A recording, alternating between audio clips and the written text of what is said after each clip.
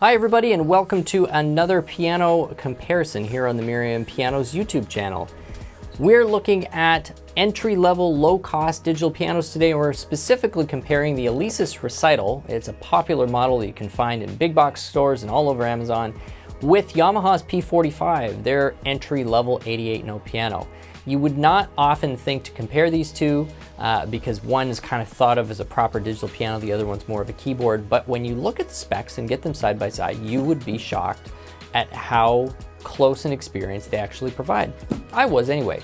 So if you are in the market for an inexpensive 88-note piano, you want to keep it under $500, then you may want to stick around and watch the video. If it's the first time that you have seen us here on YouTube, we'd really also love if you subscribed and hit that notification bell so that you can come back for more, become part of our community. Let's get started with the Recital and the P45 right away.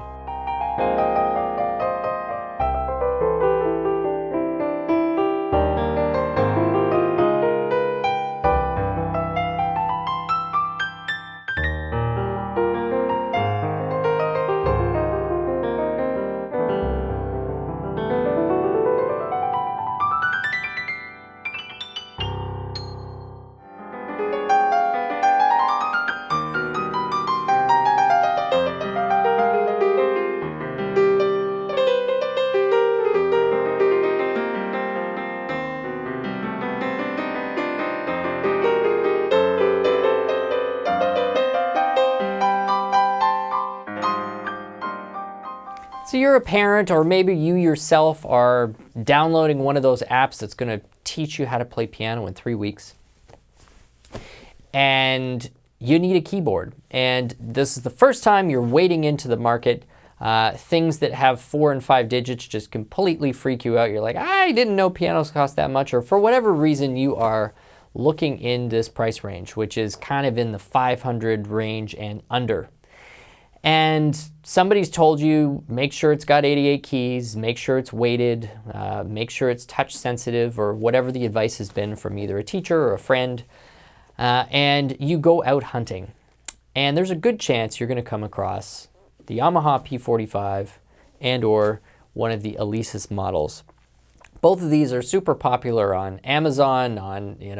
This is sold not just through music stores, but through big box stores and other retail channels, and they're everywhere, and they're pretty inexpensive. And it's also a pretty frequently searched term on Google, Alesis Recital versus Yamaha P45. So we thought, hey, we got both of these. Let's do a video, and let's really dig in and compare these two pianos. I will say that before we even set these up, I thought the comparison honestly was going to be a little ridiculous, because I knew that the Yamaha had a properly weighted action, the GHS action. It may not be necessarily my absolute all-time favorite action to play on, but it is weighted and it is built by one of the top music companies in the world. It's not bad. And in a lot of cases, especially if the context is in comparison to semi-weighted or non-weighted at all, I would for sure take that over the alternative. So the GHS action, I thought, well, that's just going to make this so irrelevant. This comparison is just not going to have a point. Now that they're side by side, it's actually much more of an interesting showdown than I anticipated. And especially when I took a closer look at the spec sheet. Let's talk about this. The Alesis Recital boasts 128 notes worth of polyphony, or a maximum polyphony of 128, compared to the Yamaha 64. It has rated speaker output of 20 watts compared to 12. The number of sounds it has is less than the Yamaha, but they're both fairly low. I'm not sure that would really be a tipping point for anybody. I think the Yamaha has maybe 10 or 11. This one has 5. Neither one has 300. Anyway, and so the quality of the sound between these two is remarkably close. I was totally shocked. I mean, just listen.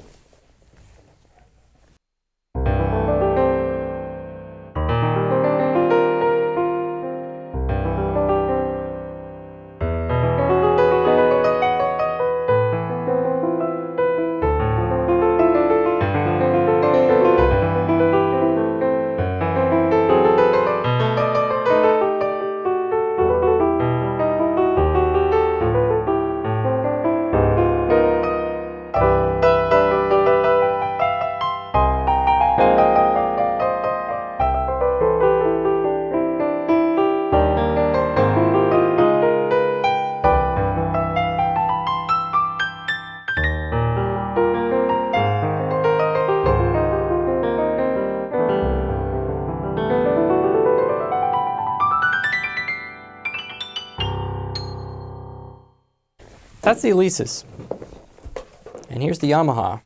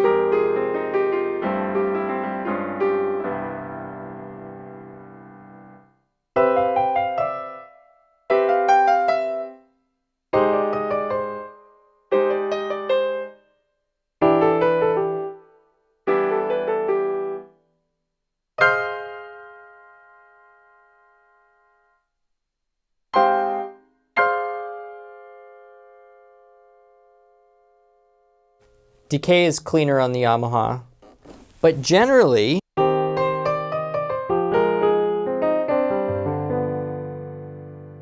the sample quality on the Alesis really surprised me a lot. I mean, it stands up to the Yamaha quite well.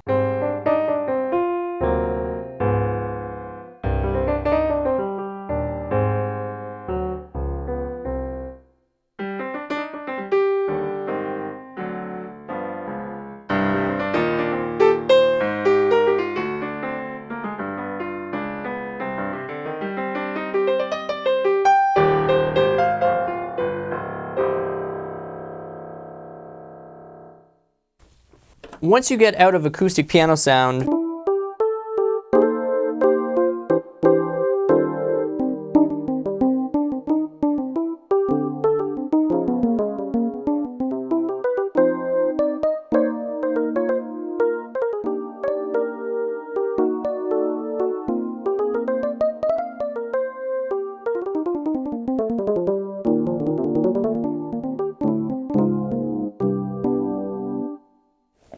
not bad.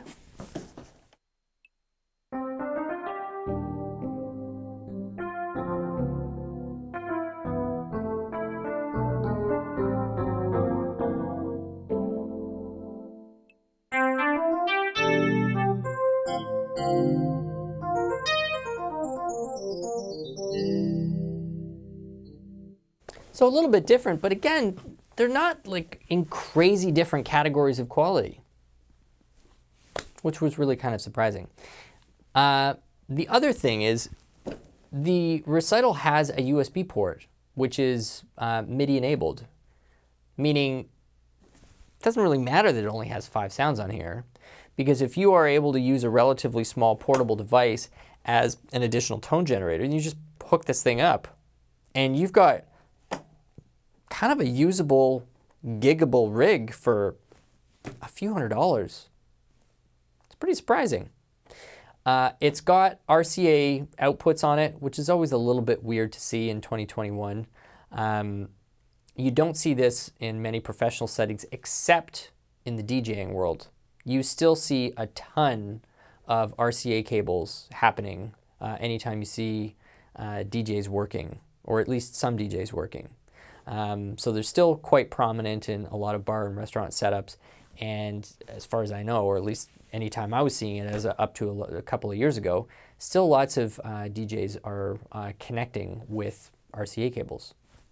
Anyway, this has got RCA cables on it, so you can take those out as discrete line outs. There are no discrete line outs on the P45, so the only way to get sound out on there is through the headphone jack, which is what we are doing here today.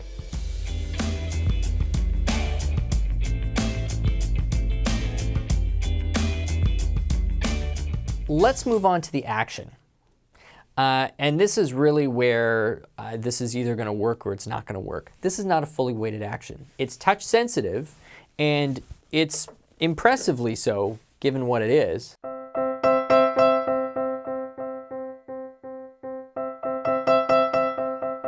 But, you know, it's kind of like a waterfall kind of action.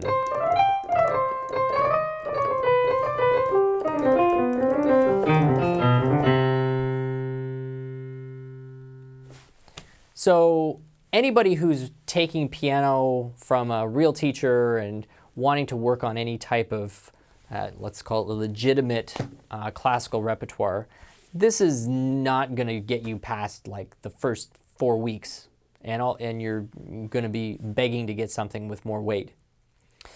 But whereas that was probably 80% or 90% of most people's journey 20 or 30 years ago starting piano, I think that's a small minority now. I think there's so many people out there, and you might be one of them, where you want your kids to just be exposed to music with contemporary music. Maybe you want them exploring music composition or getting them set up with some sort of basic, you know, producing skills so they can kind of create on their own. I mean, there's a lot of different paradigms today on how you interact with and participate with music. I mean, this old model where these 88 keys, your only route to any kind of musical fulfillment is this, you know, highly repetitive, highly technical intake of classical repertoire in, you know, increasing levels of technical difficulty. That is not the only way to, participate with music or have music in your life.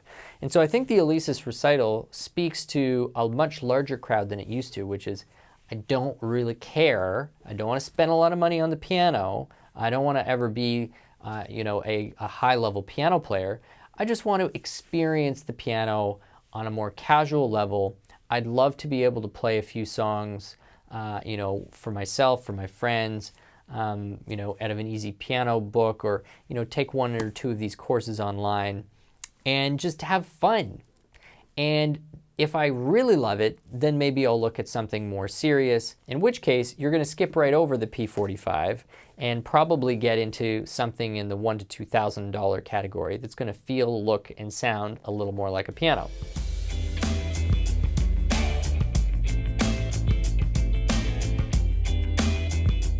So I kind of started this, as I said, this comparison thinking, well, this is really honestly a bit of a joke.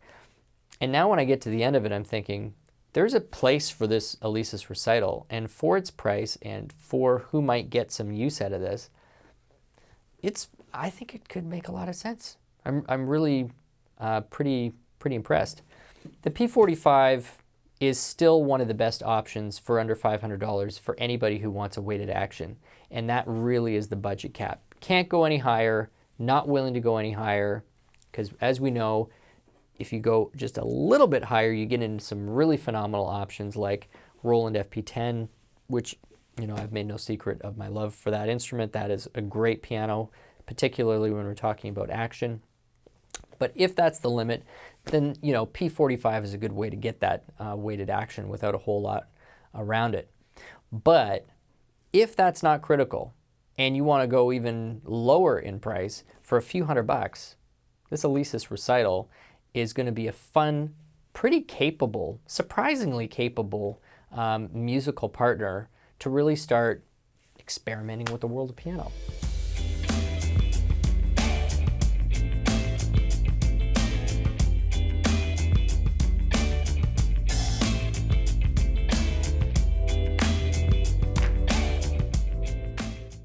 Hope you have enjoyed this exploration of these two instruments. And please let us know in the comments if you have any other questions or thoughts on those two comparisons. And certainly we would love for you to be back at the channel. So if it's the first time you've seen us here on the channel, please do subscribe and hit that notification bell. We'd love to see you back for more. And give us ideas. We always love ideas for future videos. So let us know about that as well. My name is Stu Harrison. This has been Merriam Pianos on YouTube, and have yourself a great day.